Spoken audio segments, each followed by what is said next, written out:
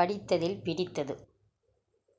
கரும்பலகையில் 1000 என்று பெரிதாய் எழுதிவிட்டு வகுப்பறையில் தொடர்ந்து சலசலப்பை ஏற்படுத்தி கொண்டிருந்த மாணவனை பார்த்து அவனது ஆசிரியர், இது எவ்வளவு என்று கேட்டார். நம்பிக்கையுடன் இருந்தாலும் கேள்வியின் எளிமையை கண்டு சற்று அவமானமாக உணர்ந்து 1000 என்று அவன் பதிலளித்தான். இப்போது ஆசிரியர் கூடுதலாக ஒரு சுழியை அந்த எண்ணின் வலப்பக்கம் 10,000 என எழுதி இணைத்துவிட்டு, இப்போ இது எவ்வளவு சொல் என்று அவனிடம் மீண்டும் கேட்டார். 10,000 என்று உடனடியாக பதில் வந்தது.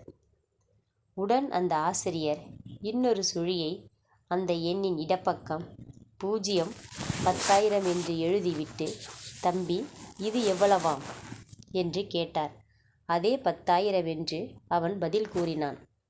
ஆசிரியர் மெல்ல அவனை பார்த்து கண் சிமிட்டி புன்னகைத்து கொண்டே, தம்பி பார்த்தாயா, ஒரு முக்கியத்துவமற்ற எண் ஒரு முக்கிய வாய்ந்த எண்ணை பின்தொடர்ந்து செல்லும்போது அதன் மதிப்பு உயர்கிறது.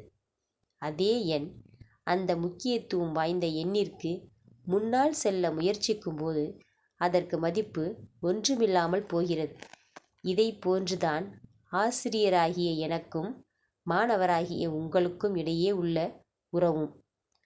ஒரு மாணவன் தன் ஆசிரியரை பின்தொடர்ந்து சென்றால் அவனது மதிப்பு எதிர்பார்க்காத அளவு பெரிதும் கூடும். அதுவே எதிர்மாறாக அமைந்தால் என்ன நிகழும் என்பதை உன்னால் உணர முடியும் என்று முடித்தார். இது வகுப்பறை விதி மட்டுமல்ல, வாழ்க்கையின் விதிமுறையும் கூட. யாரை பின்தொடர்ந்து செல்ல வேண்டும் என்பதை தேர்ந்தெடுக்க வேண்டும். நன்றி.